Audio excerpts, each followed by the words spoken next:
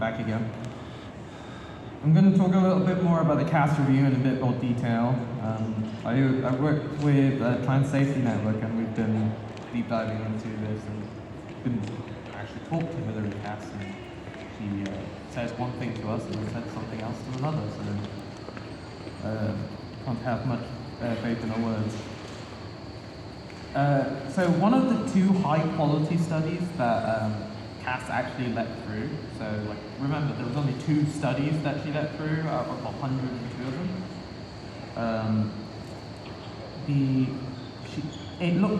It found that high confidence evidence that treatment with puberty blockers resulted in a reduction in suicidality among trans children. But the Cass review labeled the evidence as inconclusive. No real good explanation. It also found that treatment helped improve peer relations with children with gender dysphoria when they were treated with peer blockers. So they were getting on more with their cis peers on puberty blockers. Again, inconclusive, apparently, according to the Cass review. When you look at like the cross-sex hormone research instead of puberty blockers review, it's even clear that a huge amount of the moderate quality of evidence shows that cross-sex hormones for trans youth improve mental health. Again, Cass said this evidence is inconclusive. And it's frustrating because the BBC, for example, will claim that the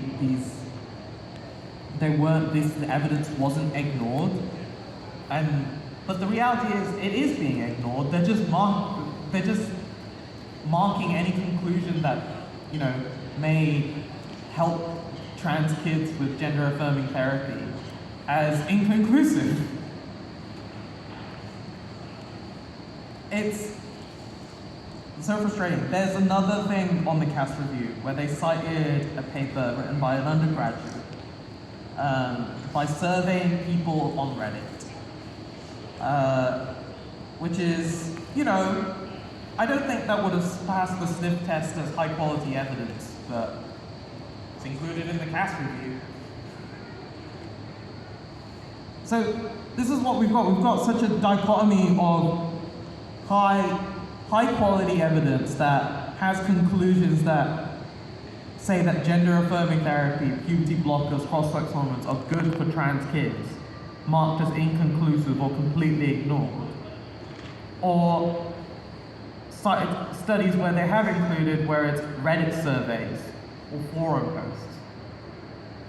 posts. It's so frustrating.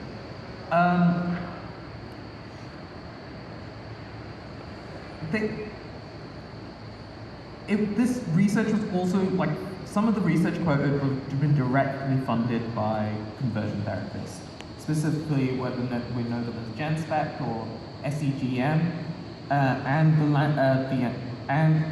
Transgender Trend.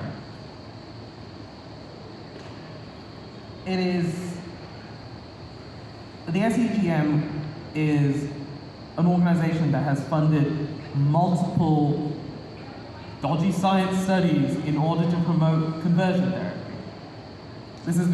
They call themselves the Society for Evidence-Based Gender Medicine. They are a conversion therapy think tank, basically. That's what they do.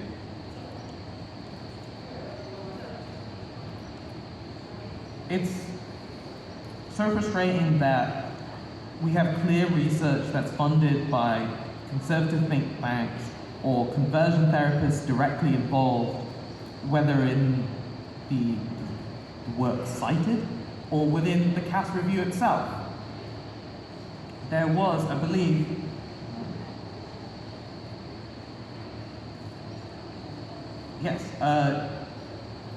Ritakertu Koltiala was a Finnish researcher who is a noted conversion therapist and spoke about how the growing trans youth worldwide could be prevented in Bhutan. So what does that mean? What does preventing trans youth mean? It's conversion therapy, plain and simple. It's always conversion therapy. There's so many different words that these therapists and the cast review explicitly recommends, like gender exploratory therapy, delaying, or resistance to their identity, or all these things are just forms of conversion therapy. And it is sickening that we are even considering this. It's frustrating that Westminster already dropped the conversion therapy ban. On top of that, I thought the Welsh government were going to actually pass something like a conversion therapy ban. That's what we were promised earlier, I believe. People were talking about it, but nothing has happened. It's frustrating that we have been talking about, trans people have been yelling about these same issues, about how trans healthcare, the little trans healthcare we have, is under attack and it doesn't have enough protection. How even the current system we have in Wales, which a lot of us use, I use, is under threat because of implications of the cast review. It's so frustrating, and I do find it so frustrating that no one in government is willing to stick up for trans people and actually get legislation done to help trans people. Actually it's frustrating the health minister does not care. Even after emailing or going through the correct avenues, what are trans kids meant to do in this situation? What are they? They're just going to be forced to suffer. But the reality is, every trans adult was a trans kid. They just didn't get the chance. A lot of them just never got the chance to transition as a kid. Never had the vocabulary or the education or the understanding. And the reality is because we don't teach that. We don't help trans kids. We don't encourage kids in the UK, in Wales, to understand themselves. Very keen on fitting all kids into one box, but the reality is that trans kids exist, and they're not going to go away by just pretending they don't exist. They're not going to suddenly stop being trans when they grow up.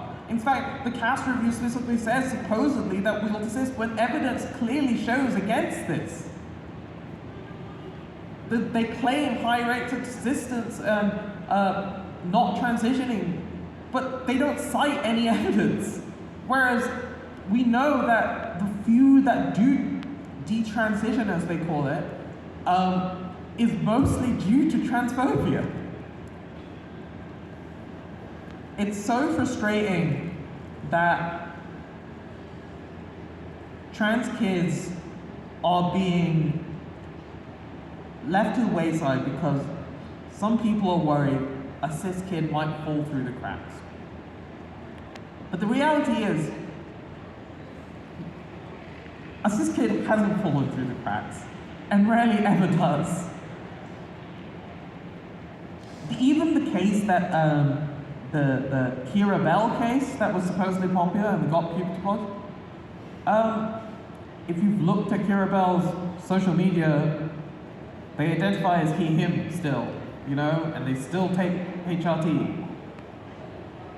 It's so frustrating, are we not, the whole attack on trans healthcare, the whole attack on puberty blockers, it's a charade, it's to attack children's autonomy.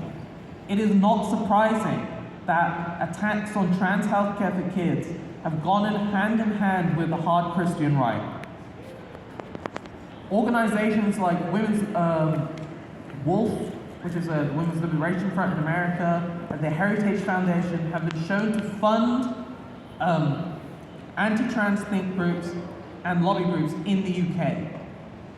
Meet up with them. Yeah.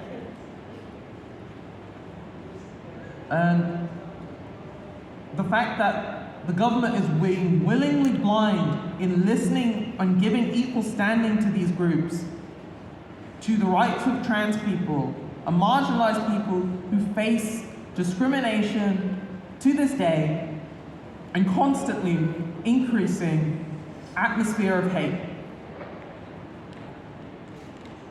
I really hope the Welsh Government will do the right thing and actually implement trans healthcare for kids in Wales as soon as possible. Thank you.